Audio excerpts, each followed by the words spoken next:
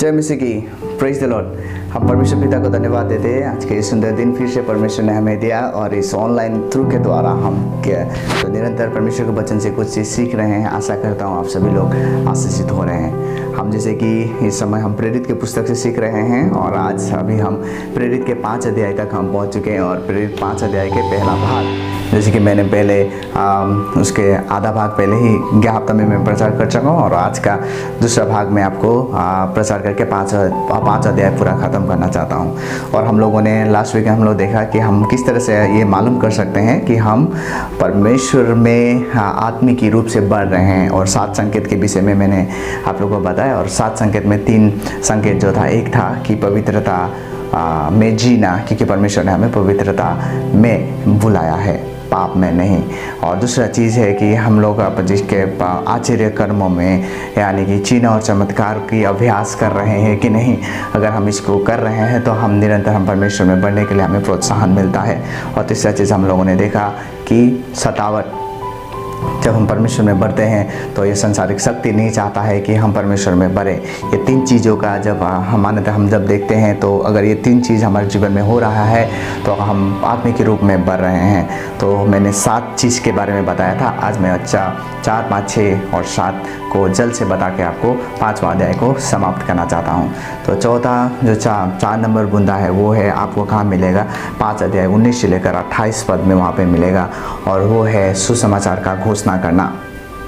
और जब हम परमेश्वर की सुसमाचार का घोषणा करने को हमारे जीवन को ये बहुत महत्वपूर्ण है और हम ये बहुत बेसब्री से और उत्सुकता के साथ हमें उसको प्रचार करना बहुत ज़रूरी है। क्योंकि जब आप 5 अध्याय 19 से लेकर 28 पद में वहाँ पे देखेंगे, जब लोग सुसमाचार सुन रहे थे, चिन्ह और चमत्कार देख रहे थे, उसके बाद जब परमेश्वर में विश्वास करने लगे तो वहाँ के जो सरकार था, रोमी सरकार, वहाँ से महायाजक लोग जो था, उन लोगों ने क्या करने लगा, उन लोगों ने चेले लोगों को सताने लगा और उन लोगों ने उस समय उन लोगों को पकड़ के बंदीगृह में रख दिया है।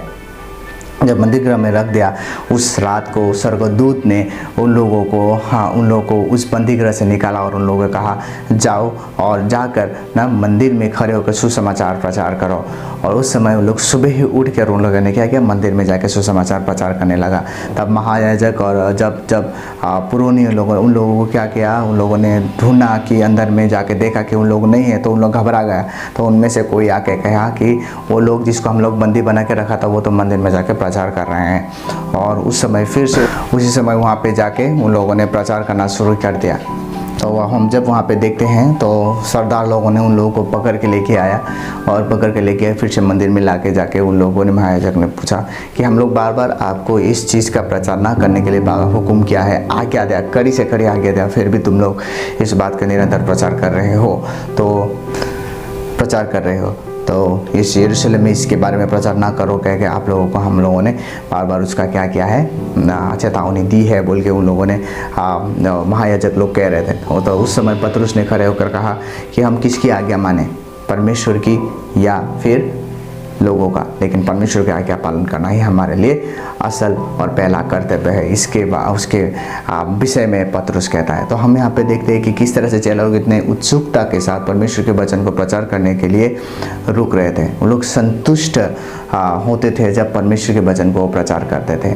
और जिंदा लोग ही यानी कि परमेश्वर के पवित्र आत्मा से भरे हुए लोग इस सुसमाचार को प्रचार कर पाते हैं। और जब वो संतुष्ट मिलता है, वो संसार का कोई भी चीज़ हमें नहीं दे सकता। इसलिए हमें सुसमाचार प्रचार करने का रहस्य हमें मालूम होना जरूरी है। जब आप सुसमाचार प्रचार करेंगे उसके बाद का जो आनंद है तभी आपको ये मालूम होगा। क्योंकि स्वर्गदूतों को भी ये मौका नहीं मिला है कि वो लोग आके लोगों को सुसमाचार प्रचार करें ना। जब हम बाइबल में देखते हैं एक धनी व्यक्ति जब वो मर जाता है तो वो मर जाने के बाद जब नरक की आग में वो जलता है, वो कहता है कि मैं जाके मुझे यहाँ पे मुझे बहुत पीड़ा हो रही है और इस पीड़ा से बचने के लिए मुझे सुसमाचार में विश्वास करना था और परमेश्वर में विश्वास करना था। इसलिए मैं अपने भाइयों को जाकर सुसमाचार, अपने परिवार को ले जाकर सुसमाचार सुनाना चाहता हूँ।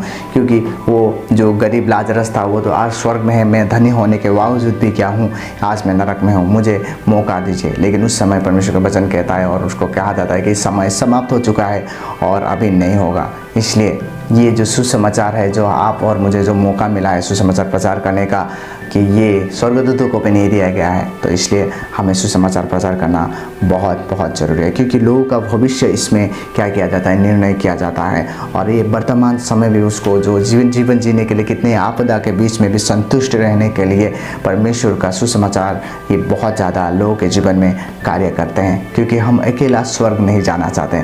अगर मैं चला जाऊँ, अगर मेरा दोस्त यानी कि मेरा परिवार, मेरा पड़ोसी अगर नहीं रहेंगे, तो वो हमें सवाल कर सकते हैं कि ये भाई ने मुझे सुसमाचार क्यों नहीं प्रचार करता। अगर शायद एक बार भी वो मुझे प्रचार करता तो मैं शायद प्रभु में विश्वास करता। इसी बोझ को लेकर हमें निरंतर प्रभु के विषय में लोगों को बताना है, क्योंकि ये बहुत ज़रूरी है प्रिय लोग। क्योंकि लोगों को परमेश्वर को पहचानना है, परमेश्वर को जानना है। इसलिए 1 कोरिन्थी 9 अध्याय के 16 पद में इस तरह से कहता है, यदि मैं सुसमाचार सुनाऊं तो मेरा कुछ घमंड नहीं, क्योंकि ये तो मेरे लिए अवश्य है, और यदि मैं सुसमाचार ना सुनाऊं तो मुझ पर हाय।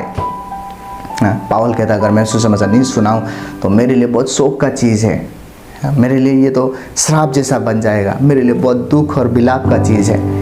जब हम सुसमाचार नहीं सुना सकते तो लोगों को अंदर में हमारे दर्द होना ज़रूरी है। क्योंकि हम जैसे लोग प्रभु यीशु जैसे लोगों को देखते थे, महसूस करते थे, हम वैसा देखना महसूस करना बहुत ज़रूरी है, ताकि हम भी परमेश्वर को महिमा दे सके, परमेश्वर सुसमाचार प्रचार कर सकें। तो हम वहाँ पे देख रहे थे किस तरह से चेहरे लोग इतने दबाव के बावजूद भी उन लोग सुसमाचार प्रचार कर रहे थे। और दूसरा चीज़ है प्राथमिकता। अब जब 29 पद से लेकर 32 पद में आप देखेंगे, प्रेरित 5 अध्याय के 29 से लेकर 32 पद में, वहाँ पे आप देखेंगे तब पतरस को जब उनको कहा गया तो पतरस ने कहा, हमें परमेश्वर का बात को मानना है और उन्हीं का सुसमाचार प्रचार करना है। जिसे परमेश्वर ने उन्हें दिया है वो उसकी आज्ञा मानते हैं, उन्होंने कहा। तो उन लोगों ने प्राथमिकता रखा ना। जब हम किसी चीज़ की प्राथमिकता रखते हैं तो हमें निर्णय करने के लिए आसान हो जाता है कि हम किस विषय में काम करें या किस विषय में काम ना करें। जिस चीज़ बहुत महत्वपूर्ण है यानी कि सुसमाचार प्रचार करना, उसको हमें अपना जीवन में प्राथमिकता में रखना बहुत ज़रूरी बन जाता है। यूहन्ना 4:34 में इस तरह से कहता है, यीशु ने उनसे कहा, मेरा भोजन यह है कि अपने भेजने वाले की इच्छा को अनुसार चलूं और उसका काम पूरा करो। हमें यीशु ने भी क्या किया, अपना जीवन का पहला प्राथमिकता सुसमाचार प्रचार करने में रखा। जब चेले लोग खाना लेके आ रहे थे तो यीशु को जब खाना दिया, यीशु ने कहा, मैंने खाना खा चुका हूँ।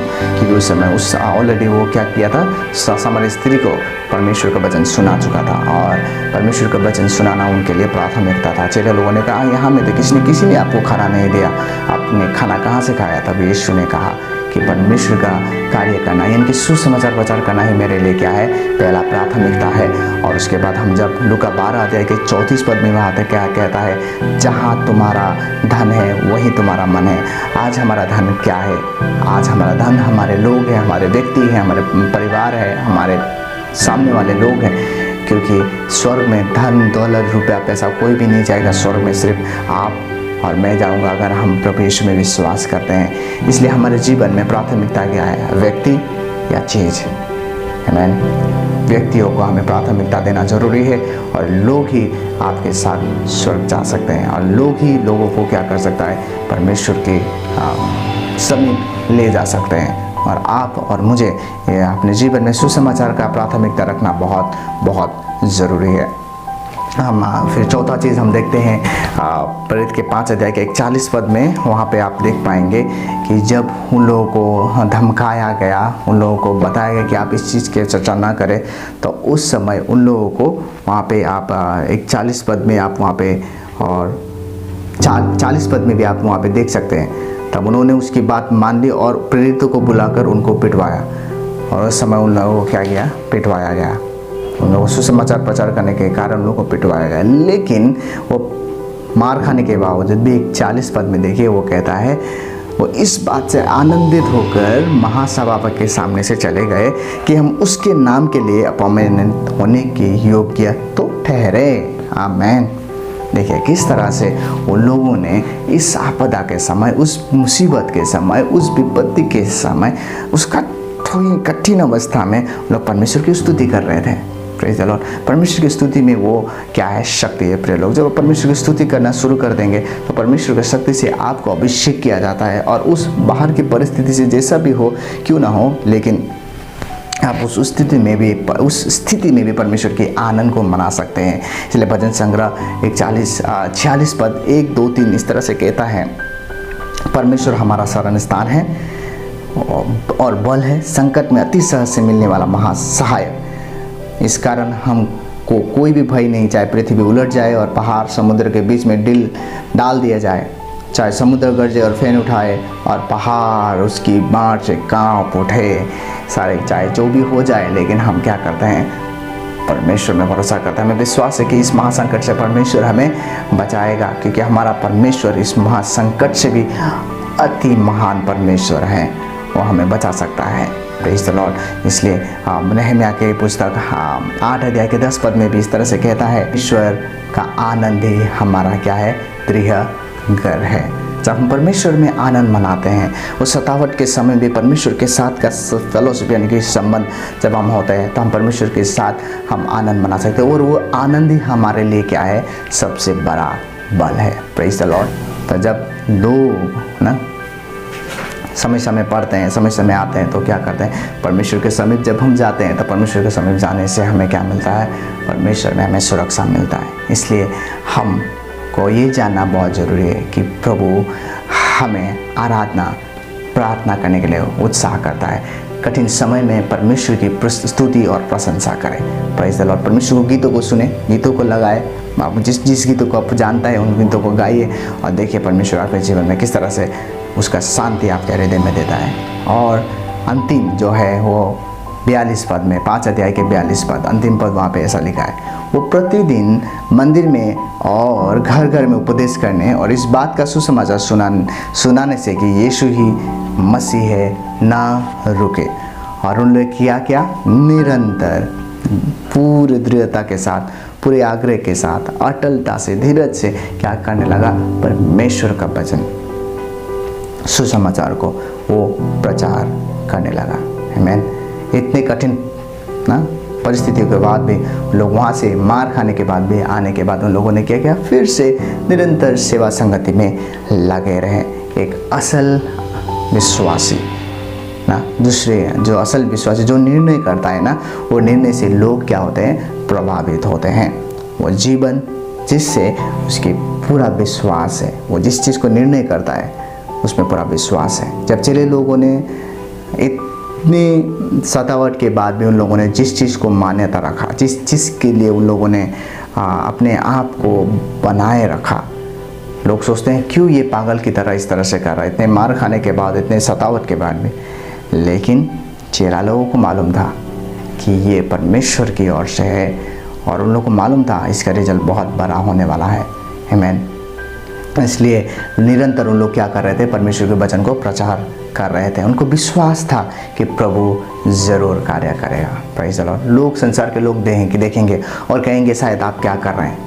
आपको जब परमेश्वर प्रेरित करता है कुछ कार्य करने के लिए, शायद लोग बहुत सारे सवालों को पूछेंगे और पूरे सवालों का दीवार खड़ा कर देगा, लेकिन आपको निरंतर प्रभु के बारे में, प्रभु की बातों को सुनना है और आत्मा में उस कार्य को आगे बढ़ाते लेके जाना है। और उसका जब फल निकलेगा, परमेश्वर लोगों को, परमेश्वर ही क्या करेगा, महिमा देगा। आमीन। इसलिए गलाती 6 अध्याय के 9 पद में इस तरह से कहता है कि हम भले काम करने में ही आप ना छोड़े, क्योंकि यदि हम ढीले ना हो तो ठीक समय पर कटनी काटेंगे। आमीन। हम अगर निरंतर प्रभु के कार्य को करते रहेंगे तो ज़रूर परमेश्वर उसका समय में हमें फल देगा। यहाँ पे कोई भी शॉर्टकट नहीं है, इन सारे विषय वस्तु से हमें गुजरना है। अगर हम इस सारे विषय वस्तु से गुजर रहे हैं तो हम परमेश्वर की महिमा कर रहे हैं, यानी कि आत्मा में हम बढ़ रहे हैं। तो हमें याद रखना है कि जो 7 चीज़ जो था, पवित्रता में जीवन जीना है, हमें चिन्ह और चमत्कार का अभ्यास करना है, हमें सतावट से जाना है, हमें परमेश्वर के वचन को घोषणा करना है और परमेश्वर के वचन का घोषणा को हमारे जीवन में प्राथमिकता में रखना है, और परमेश्वर की स्तुति प्रशंसा करना है और लगातार सेवा संगति में बनते रहना है। अगर आपको सेवा संगति का कमी है तो आप नज़दीकी चर्च मंडली अगुआ से मिलके सेवा संगति में लगातार बने रहे। और आपका जो ये निर्णय है ये बहुत सारे लोगों को प्रभावित कर सकता है और लोगों के जीवन को बदल सकता है। इसलिए हम आशा करता हूँ इस 5 अध्याय से आप बहुत आशीषित हुए हैं और इस वचन को सुने और निरंतर प्रभु में बने रहे और परमेश्वर के राज्य को इस संसार में बढ़ाते रहे। प्रभु आपको बहुत ज़्यादा आशीष दे, यही दुआ और प्रार्थना करते हैं। जय मसीह की। Praise the Lord.